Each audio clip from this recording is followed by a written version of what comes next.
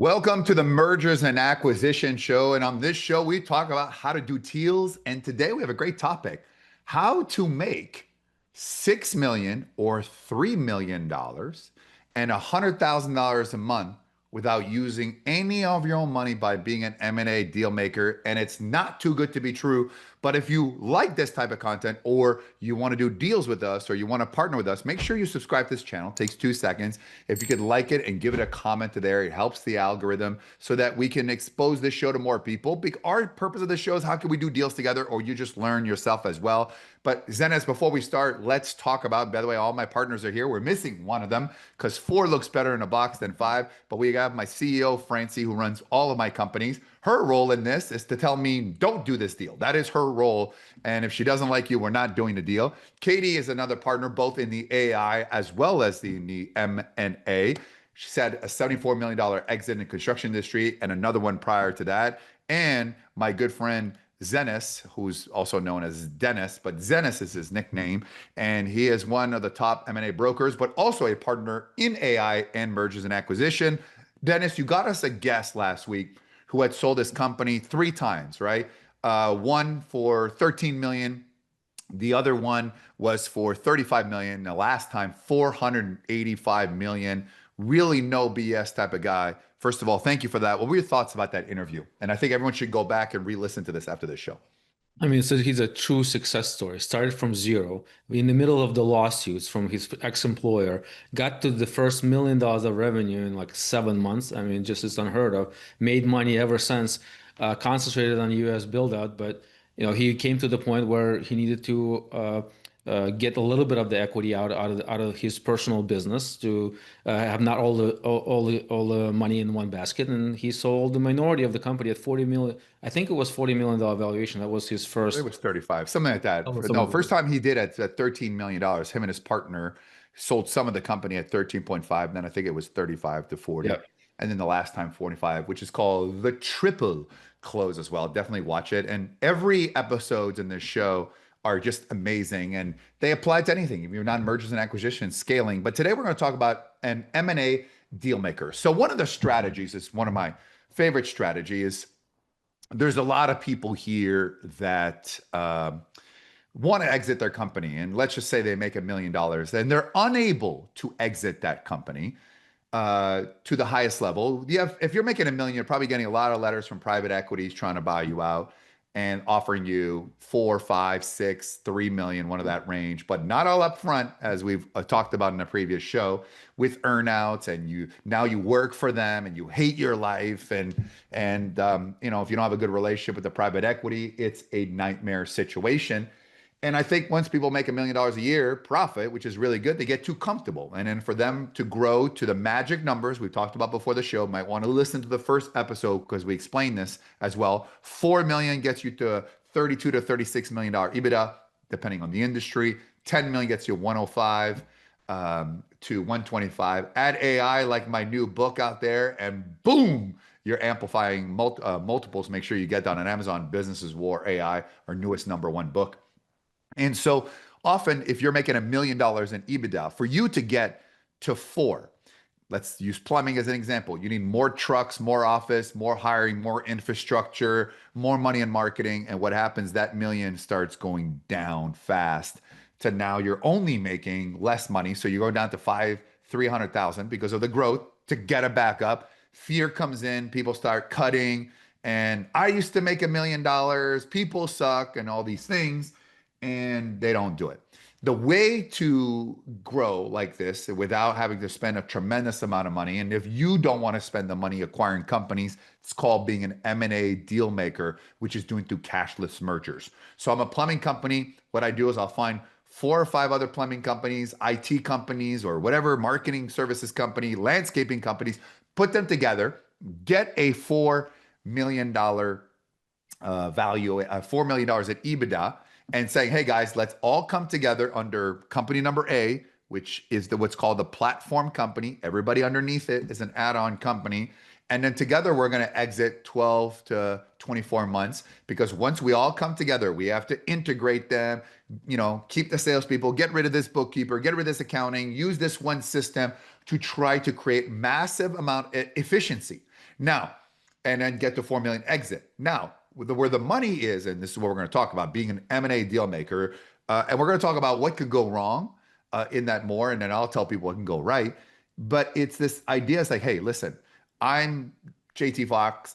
I'm going to put all these plumbing together because I talk about to plumbing company number A, that's the platform company. I'm going to get you a bunch of platform companies and I'm going to put them all under your company.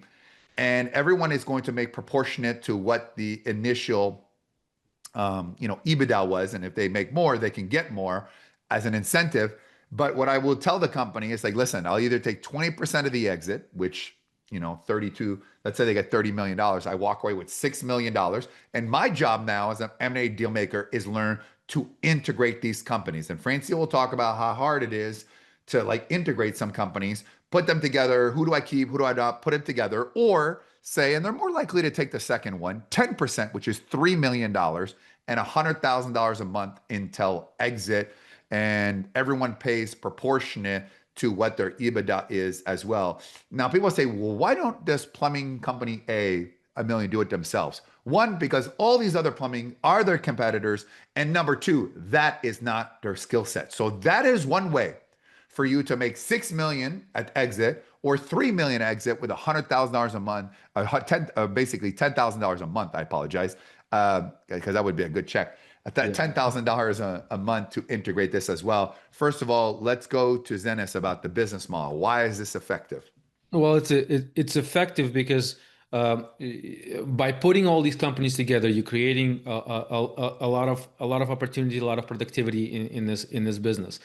These private equity firms, they don't want to be buying 500, 600, $700,000 a year EBITDA company. They just can't, especially the ones that are sufficiently larger funds. They can't, if it's $100 million fund, they can't buy $2 million company. They'll never be able to spend the money in. So once you're able to integrate them and get to that point, and you realize what that valuation is. You have four different companies, you have four different people. You gotta have somebody in the middle that can go through every single alpha character business owner and put them together into one. Individually, they'll never be able to do it themselves.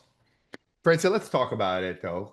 Someone that doesn't have experience in business and all of a sudden they want to do this. It's one thing to convince people to come together. It sounds good because now I can exit my company for $32 million.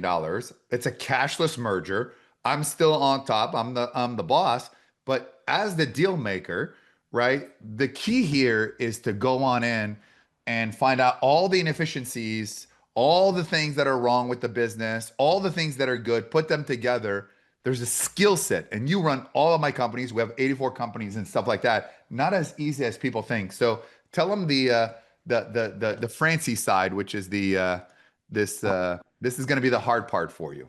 That's your expertise. You should be like a deal killer, opportunity Find the killer. problems, find the reason. What Well, I look at it as everybody always goes into something saying, I want to make this deal work. How do we make this deal work? And then you fall in love with the idea of the deal, the idea of making 30 million, 50 million, 80 million, whatever it is that you start doing math and thinking that you can make. That a lot of people don't do a good job at saying, oh, here's a red flag. This is a problem, or this is an issue, or this looks a little suspicious. And it's similar to the same issues the same problems that people have in dating, right? You want something so bad that you look past the red flags because you want to pretend it's not there so you can have the outcome. Where the problem tends to be is anyone that brings a business to you, whether you find the business, someone sources the deal and brings it over, however it occurs, everyone's always packaging up the perfect situation and they're making it look as good as they possibly can. And it starts with kind of digging into the numbers, because you're looking in the numbers for where does something look off, or where does something look a little bit suspect, or where does it look like we might have an issue, or where does it look like, we might, if we lose this one client, we're screwed. And you can tell some of that with the numbers, which, people, that's where it starts though. So I would say if you start kind of finding out a bunch of stuff early on with the numbers that seem a little bit off, you're just going to find a whole bunch more of things that are off the further you dig in. So you can't say, oh, well, we could do this, or we could fix it this way, or we could implement this, because it's going to end up just totally messing things up.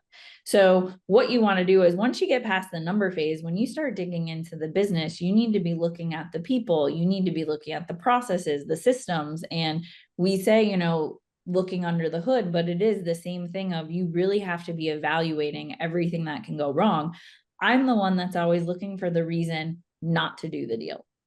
I'm always going into something saying, it's not about how much money are we going to make, or how good could this be, or how awesome could this, you know, potential exit, or what could the outcome be on this, or how quote unquote easy it might be to do something. Because that's the other thing. People will be like, oh yeah, well, this is a really easy industry and we already have these people and we could just put them all together. And the easy route, where I'm kind of looking for, why don't we want to do this deal? Where is the issue? Where is the problem? And I'm always looking for the issue versus looking for the reason to do the deal, which may or may not be a good thing, because I probably end up killing, you know, more deals than not. But when you see an issue with a person, or you see an issue with a number, or see an issue with people's team, it's not going to get better. Things don't ever get better. They just tend to get worse. And you then become, instead of being someone that's putting a deal together, you now just got yourself a job. You just bought yourself the most expensive job you possibly could, because that's what happens. You end up with a job of running that business, or running the sales, or running the marketing, instead of just being the person that was able to put a deal together and let the people that were there run the business. So, Katie, you sold a construction company for $74 million. Was it through acquisitions of construction companies, or was it through a cashless merger like this? Yes, through acquisitions. And everything Francie's saying is true to the point. So now let's say let's take a look at the construction company. Let's take a look at the side. It sounds good that everybody wants to come together for an exit, but you're dealing now with, let's say, 5 or 6 different personalities. You have egos. You don't know these people. Talk about the different personalities and it's going to take a very strong M&A deal maker to really kind of almost babysit, because you may have, and sometimes the ones that make the least that are the biggest pain in the butt as well. So talk about the personalities of that. Let's just take, if it was a construction companies, which we know very alpha, all coming together. And even though it's probably the most of money they could ever make, but they don't.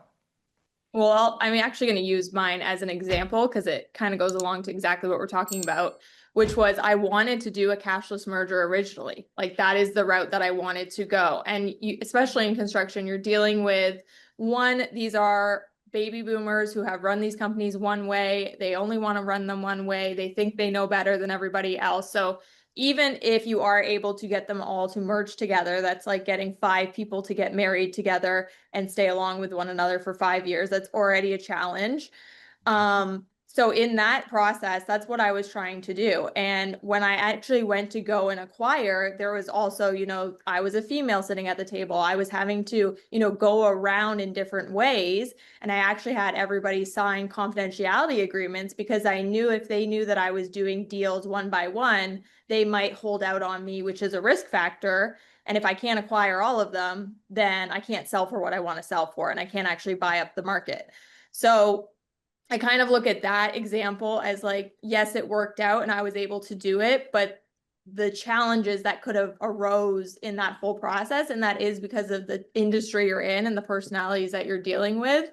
And you can only do so much, right? So if you're going to have all those people come together, and let's say we did do a merger, I did acquire all those companies. I know how they are run, and they were all run completely different, right? So we look at AI now, some of them didn't even have, basic technology in the company, which was one thing that I went and implemented all the way through. So I think mergers are very difficult unless they're kind of companies that have worked alongside one another for a very long time. But even when you go the acquisition route, if you don't get all of those companies on board, you're not going to hit your target. So it is already, that risk, and you need the skill behind it to do it. So I think there's three important skills, and maybe you guys will disagree with the most important skills. I think number one, you need to have branding, and all brands are created. Something we talk about, this ability to go to people and saying, did I just listen to a podcast about how to do this, or did I go to a seminar, which often happens when people go to real estate seminars. They just kind of, people like, ugh, you just got out of a seminar. So that's one. The second thing is scaling. And by the way, anybody who has my book, Business is War, or any of my books, if you go to businessiswar.com/bonus and free of charge, I'll give you my $5,000 scaling course, which is exactly how we've scaled all our businesses, but how you need to take a look at what questions you take a look at. And I think now with AI, incorporate some of these ideas. I think now it's easier if you're not using AI, which is the next book, this ability of of coming up with questions or being able to upload financials to AI, not free AI. Don't ever upload anything or say anything to free AI, because whatever you upload, it's Googleable and it could be used against you, and it's used to train their model, something that people don't understand. So the scaling component is very important. And then I think this kind of, you have to be very good at numbers, at analyzing the data, right? And being able what needs, because ultimately by scaling, it's one thing to grow, but it's another thing to figure out what to cut and do making decisions by the numbers, which again, AI will make it differently. I think those are three of the most important skills. Am I missing something, Zenis, in this situation? No, I mean, I think those are the most important, but you also need to be able to deal with people in this scenario. People are hard, especially when you're dealing with people who've done this for 20 years, 30 years, and now you're coming up and you're trying to tell them how to actually do this, do the scaling and exiting part better. So, I mean, you got to have people skills, definitely as well. But branding, scaling, and data. I mean, those are vital. Francie, am I missing something? I mean, I think all of the components are super, super important. And I think one of the big things when it comes to doing business, it's always the people, right? Like more than anything, it's Well, five personalities, right? Let's just assume you have one platform company and four add-on. You're dealing with five different personalities, five different way of doing businesses, five cultures. But I think that's why the payoff is so big. Because and I will tell you this, I don't think they could do it by themselves. Like I think someone makes a million, especially they've been stuck at a million for 3, 4, 5, 6, 7 years, or even a couple of years. There's that fear. Like I made $1 million, which on Instagram, everybody's a millionaire. Mhm. And everybody's a billionaire and everyone's a nine-figure person. But the reality is it's really hard to make a million profit. Zenis and I, we did an interview on podcast, which we're going to air next week, about someone who bootstrapped them way to mergers and acquisitions. And so that will be next week's episode. So make sure you follow us and like it, and make sure you give a comment so it hits your algorithm. But when we talk about that, this idea of like bootstrapping and just kind of taking a look at the different components you can grow a business, if you don't know what you're doing, um, and everything can be learned. I think just this expectation of people, like you have to be able to convince people. And I think people are receptive on it, but I think the minute you show signs of weakness when you're dealing with adversity, because you will deal, I think the whole thing cracks and then you wasted time. So there is highly paid, 3 or 6 million, 10,000 a month. But I think most people do take the 10,000 a month. So you're getting quite paid handsomely to fix the problem, and the payoff is huge, and you have none of your own money. But whatever you don't have, if you have money, then you could do the Katie thing. You could just acquire or use my money to acquire companies and partner with me. And the link is in the profile for that if you want to do M&As with us, all of us here, and become one of our partners. So the payoff is very big. But when you don't have the money or don't want to use the money, then you better be best at the skills. Katie? Well, also the risk is all on you, even if you have the money, right? So it's a combination of, putting all of your eggs in one basket, and that's not necessarily the right, while it's the thing I did, it's not the right thing that you should do, company wise. So when we look back at this, let's take a look at scale of 1 to 10. How hard is it? 10, like 10, it's easy. 1, it's really hard. And also in the likelihood that people, can do this themselves. You know, 10, I can do it myself. one, never going to happen. Let's go around the horn. Very curious, and I'll give you my thoughts on this. Going to start with Zenas because I know Francie's going to say -5. Yeah. So we already know her answer. Don't even need to know that. Zenas, scale of 1 to 10 for the ability for people to do this. And Well, without any experience or any business knowledge, well, let's just assume as it is. Let's say overall, like they have some kind of knowledge, not specialized knowledge yet, but yep. Um, is 10 being the most challenged, no, 10 being like they can do the, it, the one, and easiest. never going to happen. I would be somewhere around 5, somewhere in the middle. Zenis, always in the middle, always in the middle. Uh, Flops? Um, I would say on your own doing this, it's probably about a 3. I think the deal maker model, it's a lot higher, probably a 7, because it just takes your initiative.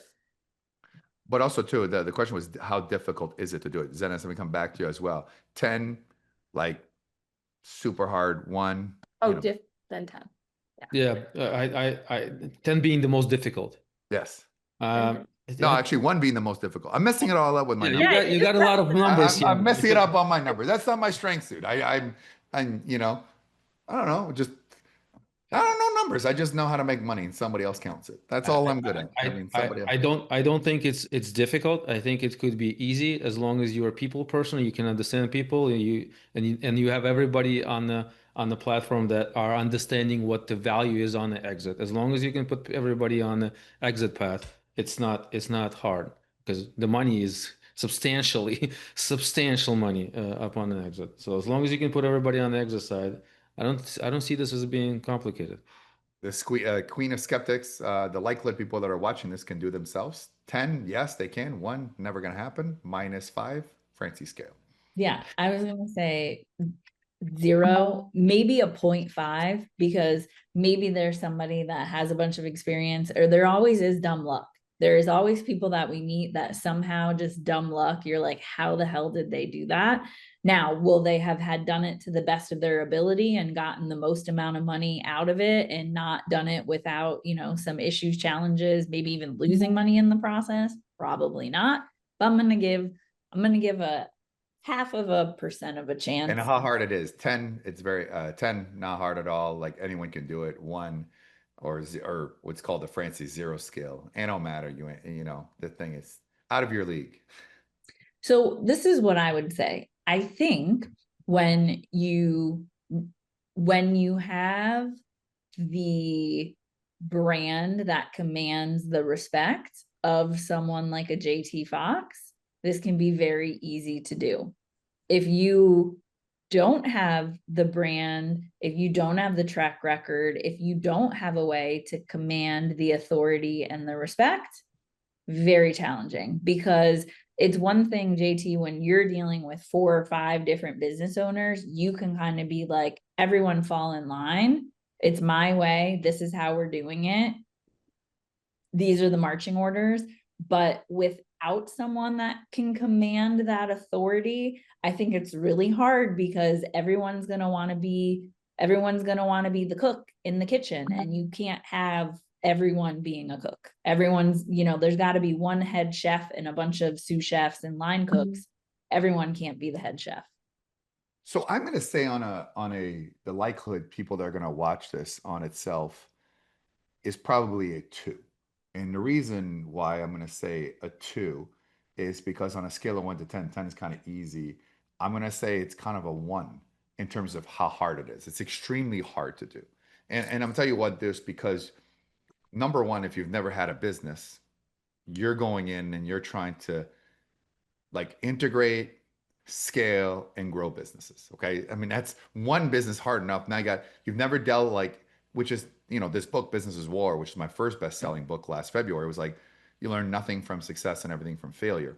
And the idea is like, there's so many mistakes that either other people have made or that you have, or you're going to make, and you need to avoid that as well. And I think people have not dealt with this integration of 5 strangers together. On a difficulty standpoint, again, I think it's a 2. It's very hard, but you have to be able to learn the skills, like, and to like, okay, So now I'm going to master the art of scaling. Now I'm going to master the art of integration. I'm going to master, like, you have to study. And I think people, well, this is not like a real estate thing where you can just send a bunch of offers, get that accepted, and then figure out during the due diligence period, which is probably why, if you're watching this, you're better off partnering with my money, right? Go find me what I'm looking for. I'll put you on the LLC agreement. I'll put up all the money and you could do the work and actually learn, be in the meetings and everything, and get a percentage of the company. So when you exit as a partner. And if you put the link in there, we call this M7A, and it's the links in the comment. And come, I'll show you how I do it. And then that way, I think you have the framework. You're learning with my money what to do so you could do it yourself. Now, for those of you who are very entrepreneurial and very sophisticated, as Dennis could say, most people will take option number two, which is the 10,000 a month and 3 million. So you're getting, it's not like you're making zero for 18 months to 2 years, a year to 2 years. You're getting paid every month. And also too, so it's not like, oh, that cash crunch. And then you're just kind of working all these personalities. But pressure is a privilege, but there will be a lot of pressures, and you'll feel like you want to quit 10 times a day, and all of it is going to be people problems, which is again chapter 5 of the first book there as well. I do think another part that we're not adding to the part is the integration of AI into these companies, into analyzing, integrating. Again, just with the new book that comes out that we launched at the Sydney Opera House, which was sold out, is how do you AI the company? Now, I think the decision making is faster because of AI. I think creating a central brain, which is something that we do, into all the knowledge base of everyone else, seeing all the systems and see where there's overlaps and duplication. AI can make your life 1,000 times easier. That it may bring you to a 5 if you know how to use AI. And we have 6 AI companies, so we have a feeling on that. So those are like my thoughts on there. Ultimately, we'd like to do it with you, and and here's the thing too. If anybody says it's easy, then they're selling you a course on the thing. There is no such thing as easy. Everything is hard. Just like people have never done a deal and now you want to do big multi-unit apartments, chances are you're not going to make it. And this is if you've never started a company. Now, what you can do is find deals and bring them to me and use my money. That's something we do. Again, link in the chat. Let's go over final thoughts here as well. We'll start with Katie. What are your thoughts on the air, advice to people, and maybe a lesson, that something they may not know about the art of deal making that they should be prepared for? Let's go with that. I think the big thing is, so you can plan with the numbers as much as you want. And, we've said it so many times, you can conceptually understand putting these companies together and selling them, but behind numbers are people. And at the end of the day, you can have a target. You can say you want to hit that in 12 months, 24 months, 5 years, whatever your target is. I am one that knows whatever my target was, it was still a success, but it wasn't the target I was going for. And so behind the numbers are people, and it has to be a balanced scale. And those are 2 skills you have to have. You can't be really good at numbers and not good at people, and you can't be really horrible at numbers and, great with people. So if I said that right, but what I meant Makes was, sense. yeah, We have an AI meeting, so I have to leave with Perfect. an AI meeting with Francie as well. So we're trying to like wrap it up. We have an AI meeting. Francie, final thoughts. Fantastic. Zenis, what are your final thoughts? Cashless merger is a real thing. Everybody talks about the acquisition, but there's the humongous opportunity to do this with cashless mergers. You definitely need to understand what the hell you're doing. You need to understand the valuation of the companies, and you really need to understand how to build relationship with people. Without relationship, this whole thing is not workable. Francie? Everything you guys said. No, it's something that can be done, but you have to know what you're doing, because if you don't have the right people on your team, if you don't know what you're doing, you're going to lose a lot of money. You're going to make a lot of mistakes. You're going to waste a lot of time. So that's, I think, the biggest thing. It's like anything. You can do it, but you need to know what you're doing, and you got to have the right people around you. Otherwise, it's going to be a epic disaster. Well, absolutely right. By the way, if you want to do it with my money or learn how to do more of that as well, absolutely free. This is why we do the show, to do deals or do it yourself. Either way, we're good. Link is in the chat. If you could subscribe and like and comment, please, it helps out, takes 2 minutes. If you want to pick up 2 of the best business books you ever read, One on AI, which is currently number one on AI all over the world, and Business War, which is also number one, which is every mistake I've made in business. And there's some bonuses if you do that as well. And by the way, we have a great show next week. Make sure you listen to the past ones. Next week, bootstrapping your way in mergers and acquisitions, which is possible because the following people have invested in over 220 exits and they have actually exited themselves. So that's going to be a powerful show. We'll see everybody next time. And also, we have a new AI show as well. So you can take a look at my channel, which is all about AI and how to AI your company, AI yourself, what's happening. It's called The Business of AI. We've interviewed some of the biggest names in the world. Normally, we talk about some of the deals and companies that we do, but today we have two pretty much, I would say, like celebrity in the niche of exit strategy. They just released a book called The Exit Strategy, The Entrepreneur's Guide to Selling Your Business Without Regret. And I can imagine the regret is, I've got all this money, what do I do next? Because a lot of the people are tied to the identity of this business, and all of a sudden they don't know, and they make stupid mistakes as well. But on one side, Sherry's a psychologist, so she could tell me what's wrong with me. And then her husband is actually doing the deals and recently sold a company, Drip, to Lead Pages, which we used to use Lead Pages, so it's very familiar and have been very big in the SaaS space, which is actually, everybody likes to be in SaaS, but most SaaSes fail, but they happen to do it. And they do it by bootstrapping, where everybody seems to be taught how to raise as much capital as possible. And then they end up being in debt because venture capitals don't care. They're looking for the 5 out of 100 to make it in while leaving owners completely in debt or unable to sell at the valuation they are. And of course, our partners, Dennis is here today as well. Because of him, he facilitated this and reached out to these amazing guests. Welcome to the show, guys. How are you?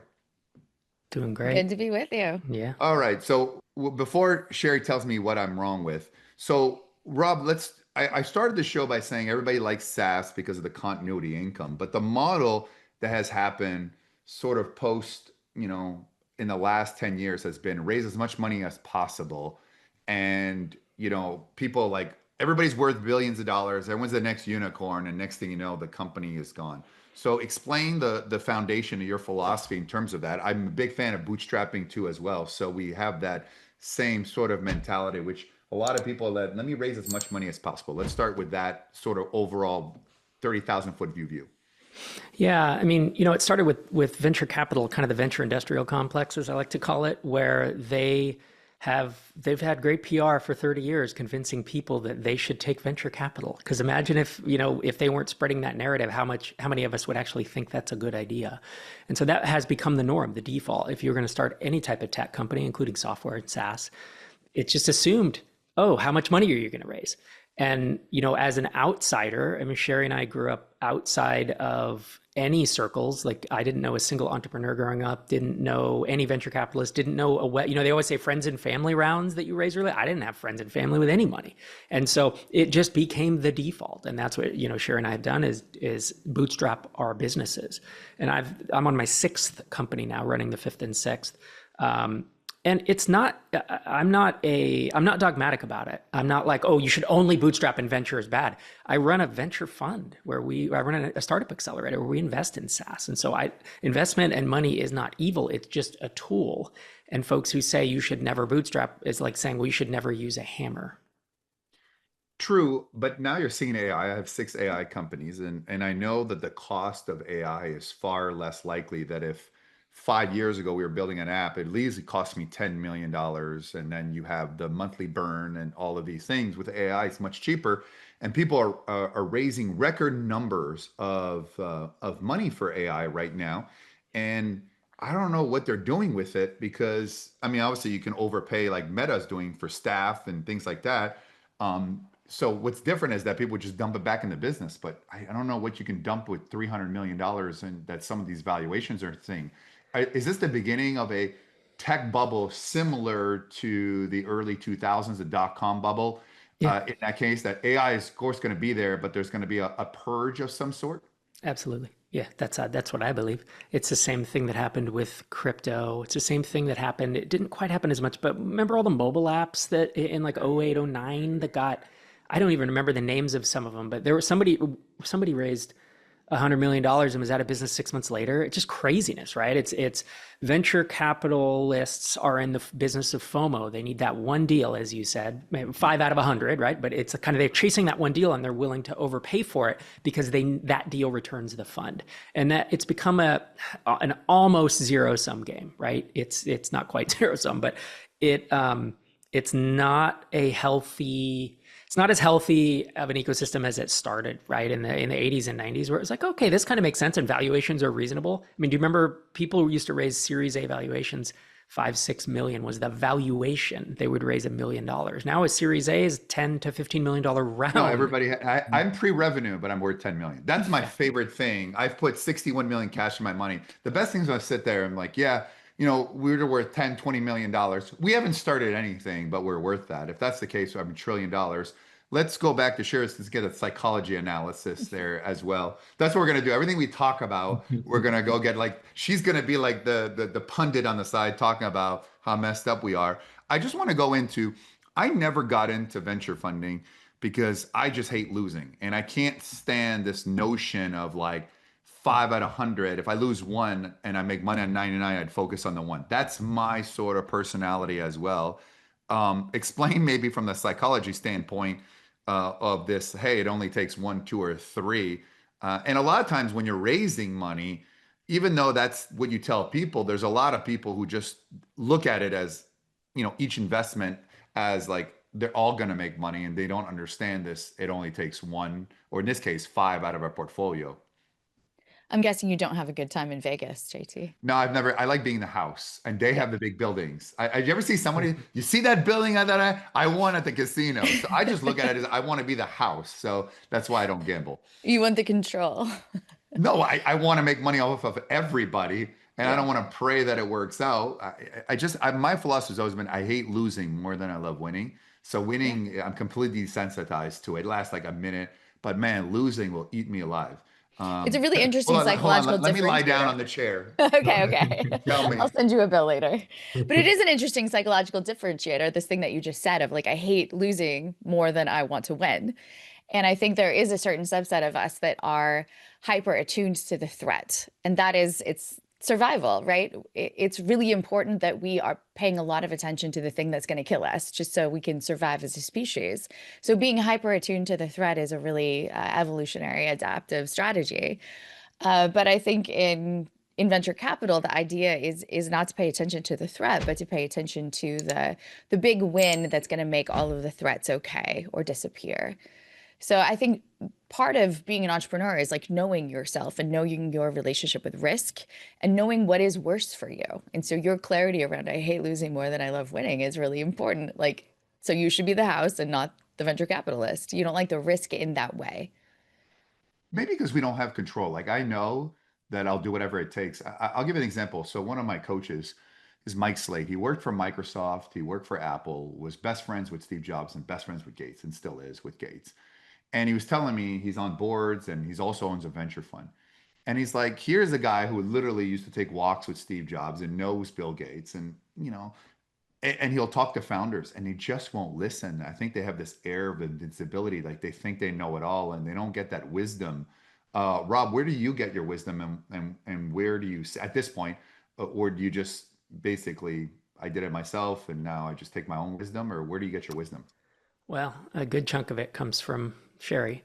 She and I have been partners in life for 29 years. And so, we kind of keep each other in check, right?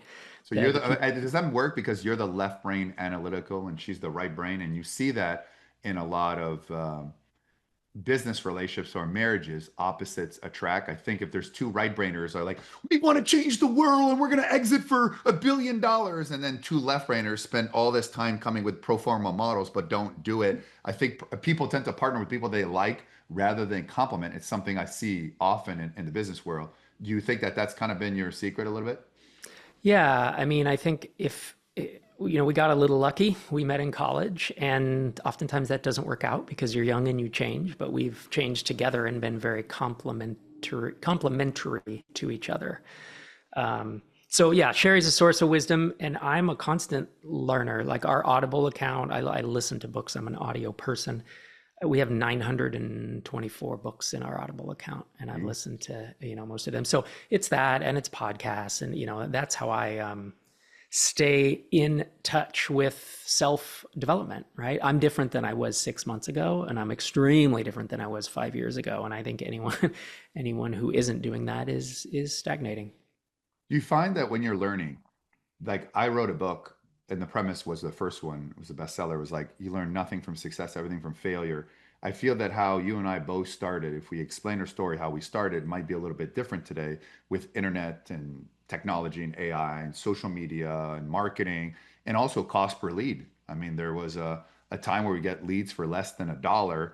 And now you could, a lot of the budgets at growth SaaS companies, correct me if I'm wrong, but it's the marketing budget of getting people just to opt in and to, and sometimes you might, have a lost leader 2, 3 months before you even break even. And so the pressure to like upsell very quickly, and you see that a lot in clothing, like you buy something and give me your cell phone for 15%, and here's this big discount, knowing that if you buy one thing, you probably not come back. Would that be a fair statement in your opinion? Or your principles that you did when you first started are the exact same today? Well, the base principles are the same, but no, you're right. The landscape has changed significantly. I was trying to come up in 2005 to 2010 is when I really, yeah. So it was a little bit pre-SaaS. I mean, I had downloadable software that people would install on their web server, and I didn't get into SaaS until 2009 and 10.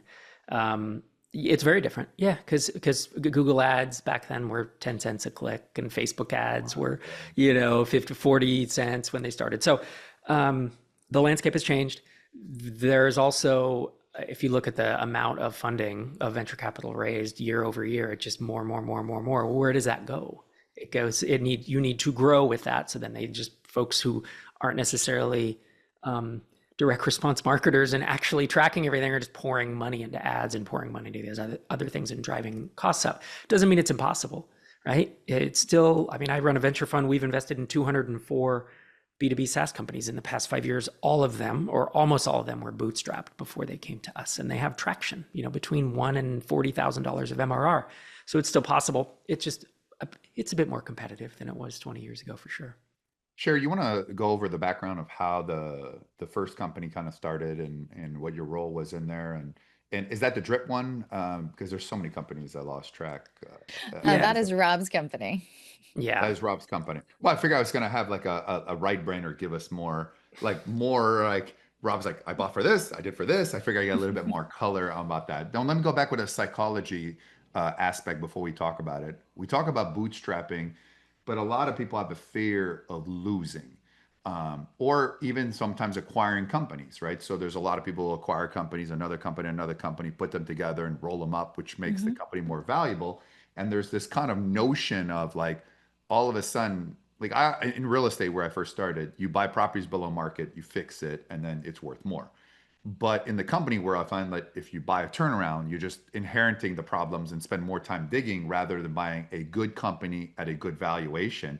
And I feel like there's a different skill set from, okay, I'm bootstrapping, which is how do I do it cheaper? But now I have to acquire a company. And let's say at, fair market value, 3, 4 times EBITDA in a company. And now I have to integrate it. And that's a whole new scale. And that means now you're getting loans, SBA or whatever, and there's that mentality. How does one shift the mentality from like, I'm going to bootstrap to now I need to grow up?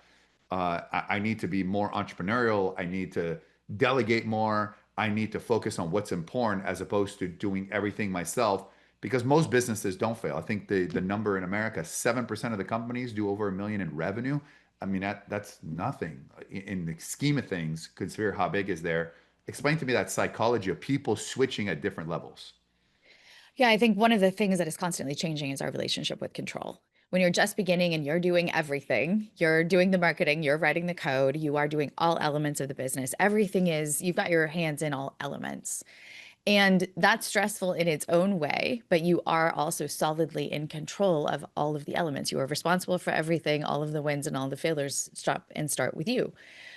As you develop, of course, and as your businesses grow, that's absolutely unsustainable. And so this idea of being able to delegate and bring other people in and have other kinds of expertise and use money that you've either generated in terms of profit or in terms of having raised money to be able to deploy other resources so that you're not doing everything, means that you have less direct control, but you have higher upside, you have higher potential for growth.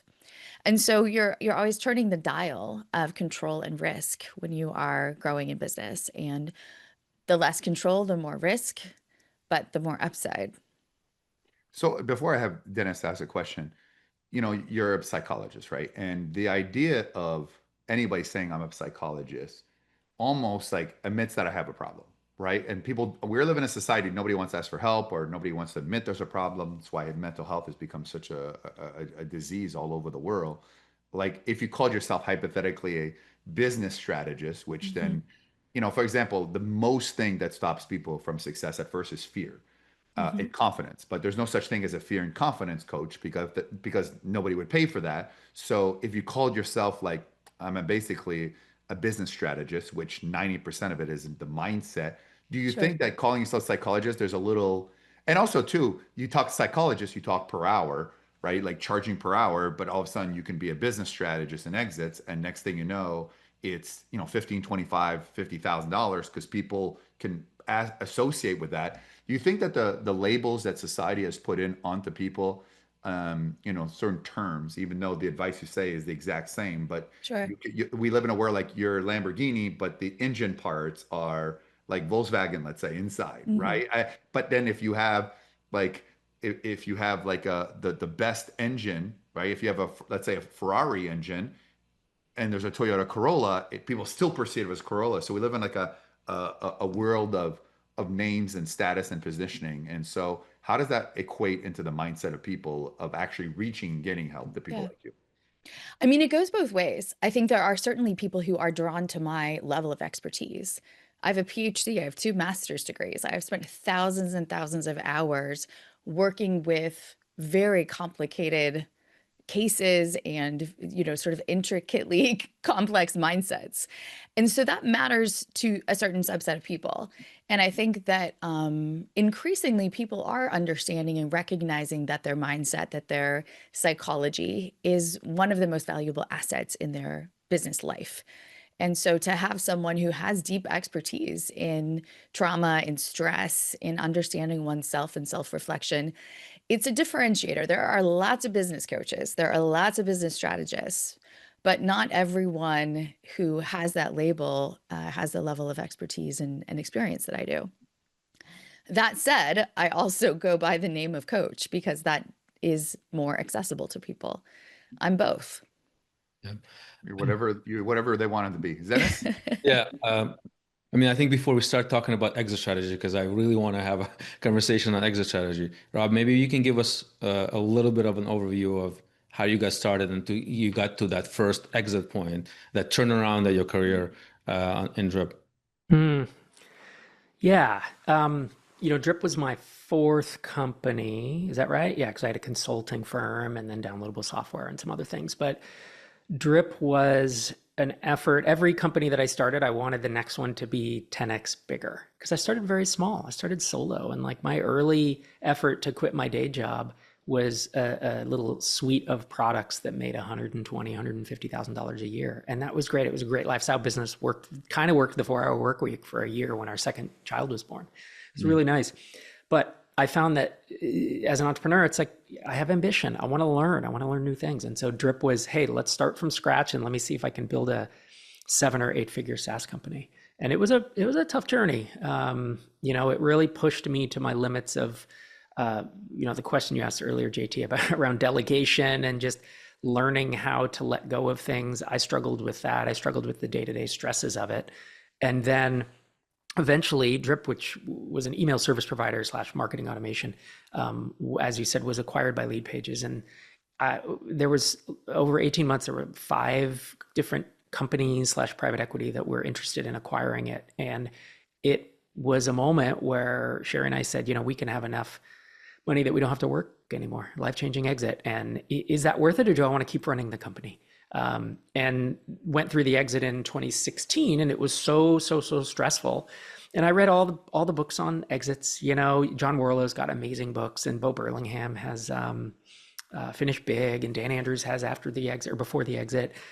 But none of them prepared me for the psychological journey of doing it. And that's one of the reasons why, you know, now what, 8, 9 years later, Sherry and I have written the book.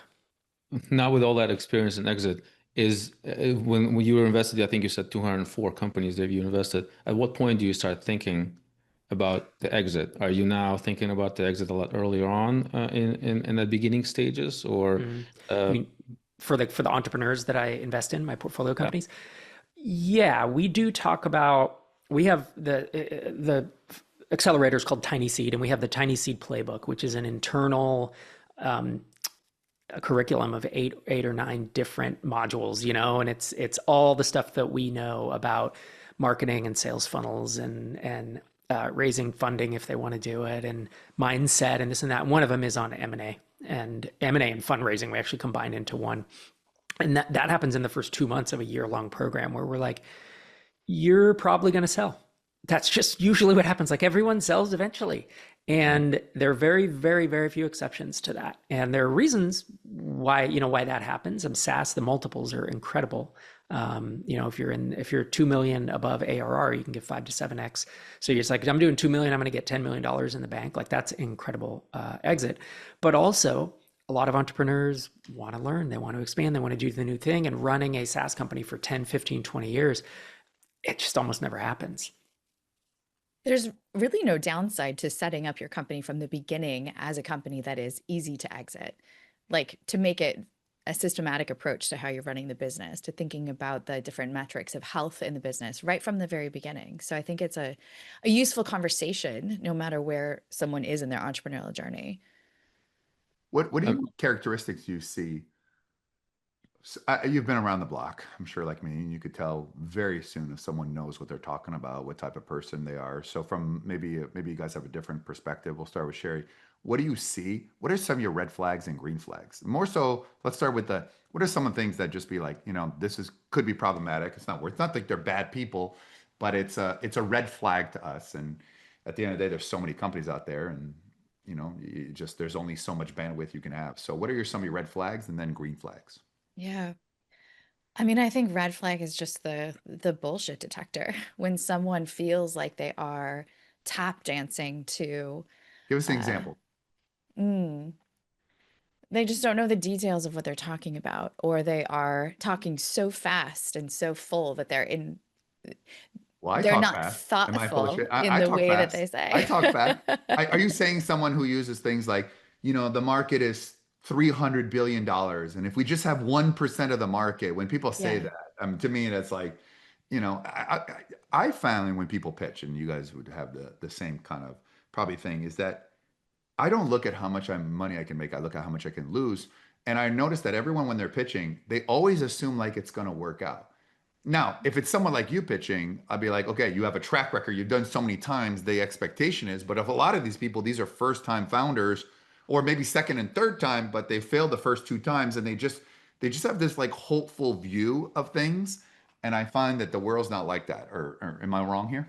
If someone's like, we're going to change the world with Oh this yes. app, I'm I'm going to build a instantly like, movement. How about this one? We should add this come on, guys. movement. I'm going to build a movement. I like that one. No, that to me, that's a red flag right there. Yep. What about the ones that use, I call it broke GPT, because now you can really tell when people like, this is a power move where intersex world come together and collide for a global movement. Like, you can now Yeah. tell that it's inauthentic. And then if they use emojis, for me, that's a red flag. But that's different. Emojis in a pitch. Yeah. Right. That But I feels fair. find like with AI, there's some probably way more thing, but there's also that it just copy and paste, right? And then it just regurgitate what's in there. And that's why pitch decks are so like, people are not putting the time into it as much because they could just basically use an app, copy and paste it, create it, and then mass mail it to everybody and spray and pray, which, you know, they're not making a connection. Is there anything else that really irks you about pitches and people or itself that just would give you like cause not to invest?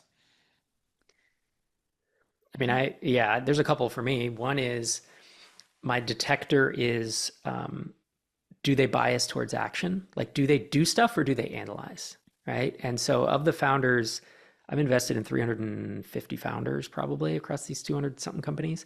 And the ones who succeed are not right all the time, but they do a lot of things, a lot of things. They ship a lot of features, they ship a lot of marketing efforts, they just get it done. And they're right enough of the time. 50, 60, 70% of the time, that's all you need. And What's so the folks who biggest check? What's the biggest check size you wrote for a company versus the like a smaller one? through Just the out of tiny seed. curiosity.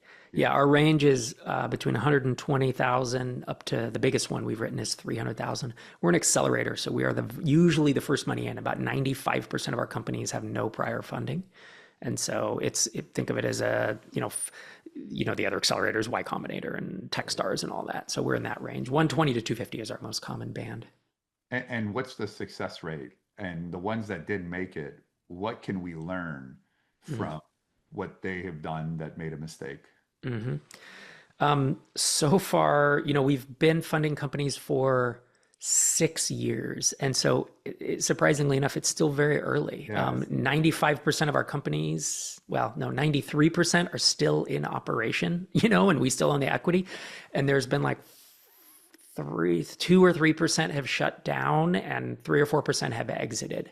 And at one point, my pinned tweet right now is the tiny seed millionaire rate, which is of all the tiny seed portfolio companies that are no longer in operation, meaning they've either shut down or they've been acquired.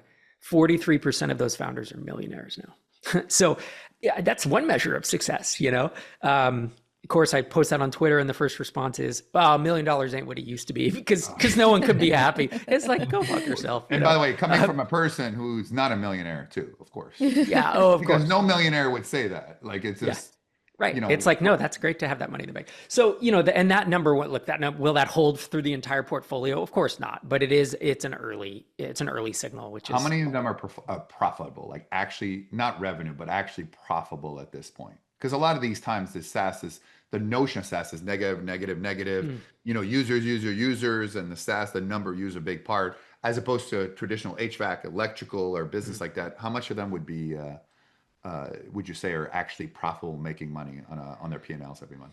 Well, so of all the companies we've invested in, again, there's 204, there's only maybe 10% that have raised any subsequent funding. So assume 90% of them, their total amount raised is between $120,000 and $250,000. So they can't burn money because, you can burn a bit, but you're not burning 50 grand a month because you're out of money, right? So the vast majority run at break even or a slight profit. But as we know, fast growing companies burn money. They do. And so they either burn it or at best break even. And if you start taking profits out too early, you will hamper growth. And growth is the number one driver towards exit multiples with SaaS. So most of our people run at break even or a slight loss. But when I say a slight loss, I was talking to someone the other day who's doing 100,000 a month and they're burning 10 grand a month or something. You know what I mean? It's like, it's not like the venture space. That is our whole thesis. The entire thesis of Tiny Seed is we make bets in early stage SaaS companies that don't want to become unicorns. And if they sell for $20 million, since our valuations are in the 1 to 2 million range when we fund, like we can make 10 to 20x, and they're life-changing because it's frankly bootstrap. They're not, you'll see some companies raise money, go public, and the founder owns 7% of their company, right? 7 to 10 by the time they're diluted out. With Tiny Seed companies, like the vast majority of our founders own 85%, 90% of their companies when they exit. Yeah. Dennis?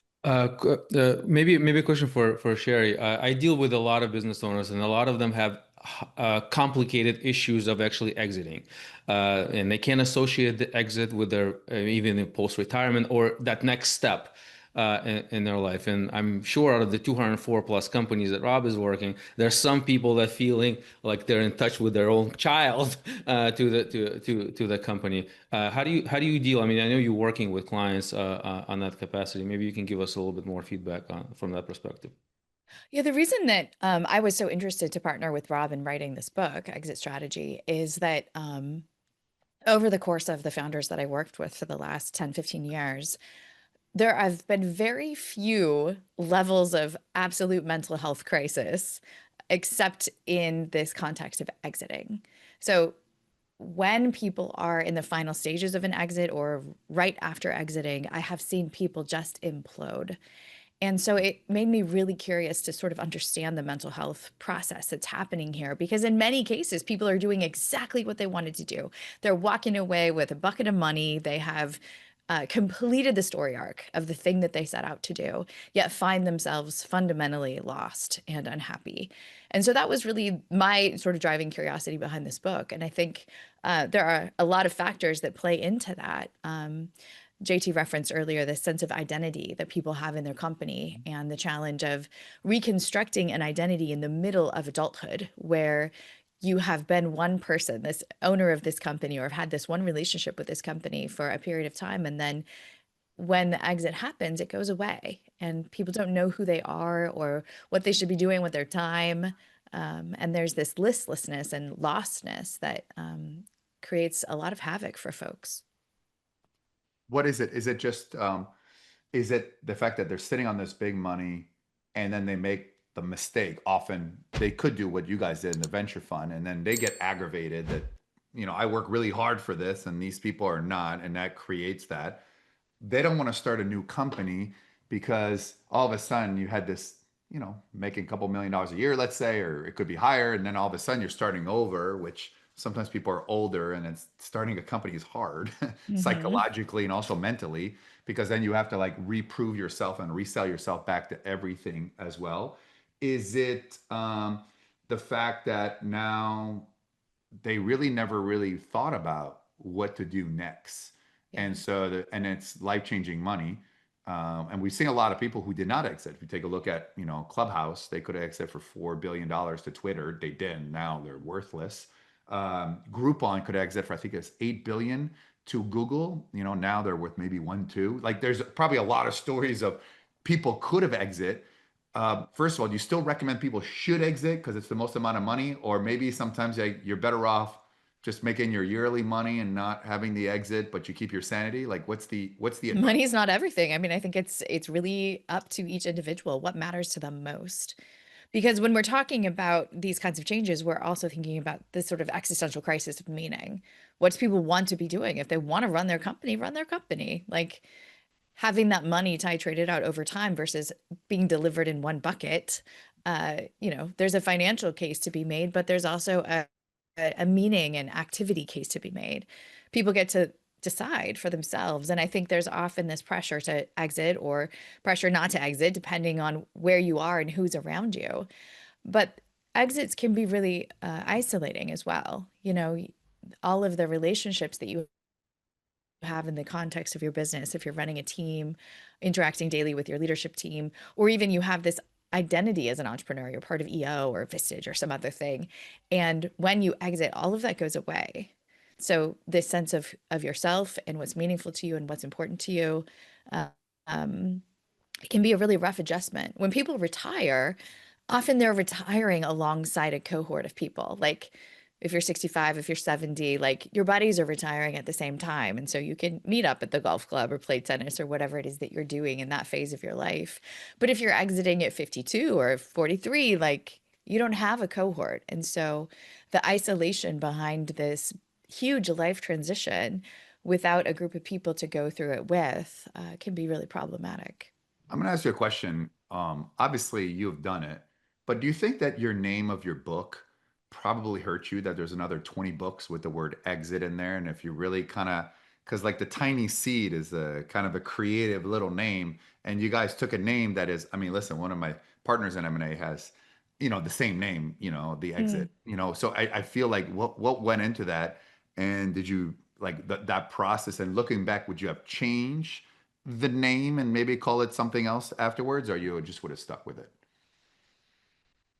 I like the name. Yeah, I think it No, I works like for your us. name, but there's a lot of there's a lot of books that have that name, Exit Strategy, but Exit Playbook. Like just saying, I'm not saying that. It's just it's like if everybody calls it the same thing, it's just hard to stand out on that. I Yeah. remember when I bought your book, which is coming later today. It was like, holy shit, there was all these books about exit this, and thank God for the green cover, and you're matching the book cover, Cher, very psychologically There we go. designed. Did that, what it was involved in creating the title of the book? And Yeah. also too, do you feel like you're only applying that to the audience that are people who want to exit or are going to exit, as opposed to maybe like we're talking now on this show, all this amazing life lesson that would, because most people don't think of exit. They're just thinking about how do I make money now and survive? I'll do the exit later, which is a mistake. Mhm. But that's just the mindset. Do you feel that, Rob, the the book is in a way that with the title like that, it just seemed like, okay, I'm about to exit or I've exited and I'm looking to get answers, as opposed to so many people watching the show and all levels of business are learning. Yeah.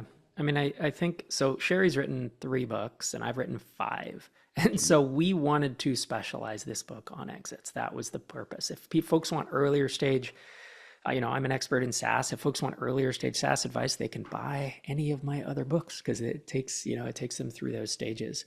I think and that's one of the reasons we did settle on the name Exit Strategy. We talked with ChatGPT for hours and hours about different book title options, and then asked inside Tiny Seed all the founders, hey, here's 3 or 4 different titles, what resonates with you? And then went to Twitter and like really did kind of a smoke test with different titles to see what folks were most interested in. And so I do think that at a certain stage, you're right, a lot of folks, especially early on, are not thinking about their exit and they probably won't buy the book. But once it's on their radar, it's very evergreen. Like we didn't write it in a way that, oh, it's going to be out of date in 2 or 3 years. The What we created was examples. like, here's a title. It's not game over. Life after an exit. I mean, which is really almost what people feel that it's over. Mhm. Yeah. It's kind of interesting. Zenis, let's write that book. Yep. Just copy and paste whatever they did and Well, just let's make change it the and make title. it Put it, green. but blue cover, blue cover. Blue I Blue don't want to cover. Yeah, there infringe you on the go. green. When you look back at the one thing that you think you did really well, like something that you did that was a strategy and idea, and that was the thing that really propelled you to who you are today, a business decision, a hire, a marketing strategy. When you look back at it, I know there's a lot of things, but is there a thing that just said, you know what, that's what took off? Hmm. You want me to go first, Sherry? Yeah, go ahead. Yeah. No, maybe so. Yeah, go ahead. For me, it's playing long ball. It's showing up every day, every week for years and years and years. And so the thing with a lot of the startup space is it's like, well, how do I get rich or how do I be successful 6 months from now or next year? So you raise the big money and you take the big shot. And if it works, wow, it's a great story. But the 99 that don't work, it's a bad story. My journey from the time that I made the first dollar online until I exited with Drip, till we sold it, was 11 years. And that was partially because I had to bootstrap one company to the next, stair-stepped my way up. But alongside that, I started a podcast called Startups for the Rest of Us. I just recorded episode 800. I've shipped 52 episodes a year for 15 years. I have a conference that's been running for 15 years. It's like, to me, I couldn't make it happen fast. And so thinking in terms of years, not months, has probably been my biggest asset over my career. Curious to hear Sure. What about yourself yeah, in the sure. space of what you do, crowded with coaches and crowded with a lot of people? Is there something that you did or that really turned it around or made you stand out or just, Yeah. I mean, I think, I just really celebrate Rob's relentless execution over time and consistently showing up. And I think that's a bit of my superpower too, is really showing up in relationship. The clients that I work with, I take really good care of them. They get a high level of attention and a high level of quality of coaching and insight and treatment. Um, there's not a lot of hype in my world, but there's a lot of like very direct, consistent help. And I think that has made me very trustworthy and allowed the people that I work with to really benefit from their own ability to be insightful because they can do that in a place where they feel really safe. I have 2 more questions and then I'll Zenis wrap it up. Um, Rob, have you acquired other companies through this journey as a way to either acquiring customers, acquiring for staff, acquiring for revenue, or just add on to make your company more valuable? Or did you just bootstrap all the way and then exit? And what are your thoughts about people who acquire other companies as opposed to at some point keep growing organically? Yes, I did acquire small companies and websites and web properties to help, the main businesses. In fact, and the reason I did it was for me, like building a software company or SaaS company, there's a lot of risk in can I even build something people want? Like getting to product market fit is hard. And so if I could jumpstart that and spend tens of thousands of dollars, which is the budget that we had at the time, to leapfrog and save myself 12 to 18 months of messing around trying to find it. That's what I did. So yeah, in the early days, more of my efforts were acquisitions. This is 2005 to 2011. More of them were acquisitions than I actually started. And I started a few during that time, but then Drip was the one where I was like, all right, I am going to start this one from scratch now that I've built up this flywheel of money to buy out my own time. Do you just work on the venture funds, or is there a company that you're like running now, starting SaaS company, or now you're just overseeing the ecosystem of everything you've created? Is that Yeah, it's ecosystem today. Yep. The ecosystem? last SaaS company was Drip. I sold it in 2016, and I told Sherry, I don't think I'm going to do that again. I think I'm done with running SaaS myself. I've had a good run, and I'm going to go learn, by doing something else, but still involved in the ecosystem, obviously writing books and Oh, you've done a great podcasts. job, from the conferences, the book, the podcast, the YouTube show, all of these assets that grow in, and you guys have done a phenomenal job. Zenis? Uh, Rob, you mentioned that an average valuation of a company you invest in is around $1 million. Does a company I just want to understand your thought process of investing into a company. Are you looking for a revenue generating company, or because you're valuing, I mean, the company, $1 million might not be the nine figures, but it's a serious valuation for a serious company. So you're taking definitely a minority stake into a company. What are those investment criteria for a company from your perspective has to be? Yeah, yeah. The bulk of the valuations are between 1 and 2 million is where they are. Yeah, revenue, we don't invest pre-revenue, so the vast majority are between, say, $2,000 of monthly recurring revenue, 2,000 of MRR, up to about 35 or 40,000. That's where the bell curve. We've gone as low as 800 MRR and as high as $100,000 a month. That's like the full range, but the big bell curve would be between about 2 and 40, I would say. Last questions for the both of you.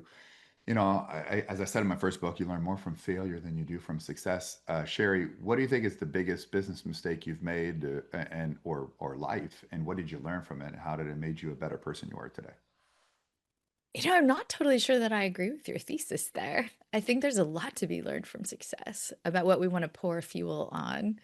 Not to argue with I you. think maybe I'll rephrase this stuff like that. I ask people, if I was to talk to you, I don't need to ask you how you build it, because I know how Rob and you built your business when you first started. It doesn't work today.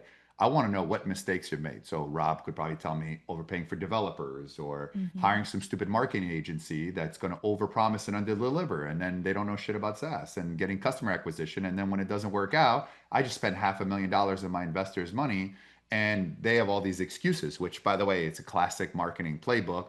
Or my whole chapter 3 of that book is business partnerships. Two things that stood out. Number one, business partnerships being the biggest mistake that people made. I've interviewed 17 billionaires and a bunch of Hollywood celebrities and probably over 109-figure people. And they said two things. Business partnerships was some of the biggest mistakes.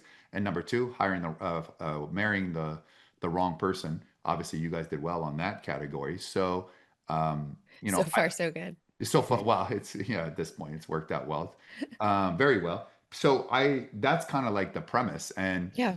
I have 4 billionaire partners, and I had billionaires read my books that was really good, which, to be honest with you, no one that's successful is very successful. I mean, how many times can you actually say you listen to something and you'll be like, wow, I learned something new? You may have nuggets of things, but Yeah. sometimes I like hearing other people's problems, so it makes me feel better about mine.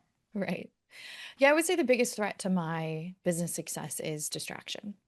And so the ability to really, really focus on what matters most in the context of a very, very full life, where there are lots of things that I love and lots of things that I want to do. And so being able to really clearly identify priorities and give my full attention in that direction when there are lots and lots of things competing for my attention is, I would say, a constant struggle. And there have been times when it has led me to attend to the wrong thing, But it's something that's, I think, very constantly alive for me. Rob, same questions on the maybe specific more on like a business kind of thing that you just tried and didn't work and you just had to like learn from it not to do it from a left brain perspective. Yeah, I mean, I, my biggest thing was I wished I'd enjoyed the journey more. I had the arrival fallacy going, right? Which is like, once I have a business that's supporting me full time, then I'll be happy. Once I have a business doing $1 million a year, then I'll be happy. Once I have an exit for X amount, then I'll be happy. And that really wasn't the case. And eventually I was like, man, I just need to figure out how to enjoy the journey along the way and be less stressed. I think the biggest, if there was a single biggest mistake, there was a hire that I made at one point that was years and years of kind of turmoil, which is that's I think a lot of folks would Yeah, that was yeah, the third thing, a bad hire. Then a lot of people spending stupid money on branding that just mm, doesn't have direct response to it. As you know, yeah, we I can never put did that. your name and my company name on a stadium, but if it can't be tracked, especially in your business when you're in the cost per lead, cost per Yeah. acquisition, lifetime value of the customers, these are all important things to do. So I'd strongly recommend if you're to like listening to this that you get the book, The Exit Strategy, The Entrepreneur's Guide to Selling a Business Without Regret. But also too, it sounds like they have like 400 books between both of them, 8,000 million episodes of podcasts and thousands of hours of content. Business is hard, and I think that's one thing that nobody tells you when you start. I think social media has glamorized uh, Mhm. what success is and what's important, which a lot of things that you see is not real on social media, and building that fundamentals. And I think continue being that ecosystem and being surrounded with people who have done what you have done and learn. And this is the book as well. And I've heard that a lot too. Sometimes people will back out of the closing, and Zenas and I have seen it. Companies we're acquiring or we're dealing with, and they get stage fright, or they say to yourself, "What am I going to do next?" And then what happens is it slows down. They realize they want to sell. They're looking for things like they argue about the stupidest terms because there's that fear. And I think that you have to get Dr. Sherry and her own TV show coming up, be like, what's wrong with you? And we'll just get them talk to you and you get them straight. And I'd be like, here, so you don't mess up my due diligence period and at the closing, here's this book. Read it, and that way you will be fulfilled. And if you give the person's company that you are buying that book, it may save your deal from nonsense. That should be the strategy. Give this book to the seller of the business. That could be like a whole new thing, and can solve yourself millions of dollars and deals that don't go through. And as we know, due diligence is very expensive. I'm going to give Sherry and Rob quickly the last word, and then we'll put our final thoughts. Barry, where can people find you on the internet? Oh, okay. That's a good question. I'm at sherrywalling.com or zenfounder.com. And I love what I do. I love that I get to support really smart people in making cool businesses. So happy to be of service. Rob? And for Which, me, by if the way, I was going to folks, put all your info below. I mean, it's not my ah, first podcast. So just for the record, I'm not like new to the system here. It's not my first podcast, you know, and I'm pretty much sure they can find you everywhere. People are pretty smart. So, but I had Google plenty. works really well. Yeah. Well, Google, I don't Google anymore. I AI. Who Googles anymore? Like that's such a thing from six so months 5 years ago. Yeah, it's so two so years six months ago. ago. It's so Yeah, 6 months ago. yeah. Rob, Uh, any final thoughts that you want to inspire the audience here? yeah, I mean, I think for me, it's it comes back to the long game. Like, I don't think in terms of weeks or months, think in terms of years. And that's the most common advice I give to entrepreneurs. That, along with do a lot of things and try to be right enough of the time that you make progress. Well, before we give our final thoughts, I want to thank both of you for being on. Fascinating story. Not only to get the business component of it, but something that people often forget, the psychology behind. We should at one point probably just do for the efficiency of the show, both of you separately and go very deep, because I feel like I'm playing tennis back and forth. And then I got to include my doubles partner once in a while to hit a couple balls, because I think there's a whole element of psychology that people really forget to go down into the deep mindset of it. And as Rob, we could have done a whole show on just the execution of business, of what is bootstrapping? And I think it's a term that I think people don't really know what bootstrapping is anymore in a world of fallacy. And I think, I always say, how can it be profitable from day one? Doesn't mean be profitable from day one, but go with that notion. I think there's just so many people who just get stuff that don't. And I think making bootstrap cool again, or just this idea of business frugality, which is how I was coached myself when I first started. Now people just, they make their first million and they buy all the stuff that they don't really need instead of dumbing down their business. And that could definitely be a whole new segment of the show. And I really want to appreciate everyone. You get their books on Amazon. We'll put the links on there as well. Thank you so much for being on the show, and stay tuned for Zenis's and I final thoughts. What a great segment of the show. Interesting. Two different personalities complementing each other as well. And I don't know. I was very impressed on the notion. And they do talk about a problem. What happens when I exit? But I really enjoyed the stories up into building and the back and forth. Zenis, what's your biggest takeaway from this show? Well, I like the way that he invests into the companies, not pre-revenue. He's only investing in the companies that are already on that on the slope to generating cash flow. His story is actually, we didn't get into it, but his story is pretty crazy the way that he exited, and not at the amount that he wanted. So there's a lot of exit strategy behind it. I think they bring a lot of value together. No, it could have been a 3-hour show for sure about positioning and adding value. And if you like this show, by the way, if you want my best-selling book, of course, pick up their books. Business is War, which is all my mistakes, and then Business War AI, which is just launched, is number one. They were both number one. AI is the new weapon. There's no doubt about that. It's going to increase the multiples and EBITDAs of any company. Just make you more efficient in a world more expensive. You can get them on Amazon. Also, if you want to do M&As, you want to use my money, or you want to do it with me, link is in the chat. The link is in the chat for that as well. And if you could just subscribe to the channel, like and comment, appreciate it. Takes 2 seconds. It's all about adding value. If you want more amazing episodes, and you can also watch any of our past episodes. Great topic, great things. In fact, today we're recording 2 more episodes, but just me and my M&A partners. So we do a switch between guests and M&A partners, and we also have an AI show that will be that is now launched as well, that you can take a look at my channel, specifically AI, all about AI, adding to valuation, adding to your business, and how to do that as well. Any final thoughts, Dennis? I mean, I'm just liking the conversations. What an incredible people with so much history of exits. I'm just loving doing this. So I'm learning a lot. Well, absolutely amazing. We will see you next time. Thanks for listening. I know you have a lot of choices on the internet, and I'm glad that you chose us. We'll see you on the next show on the Mergers and Acquisitions Show.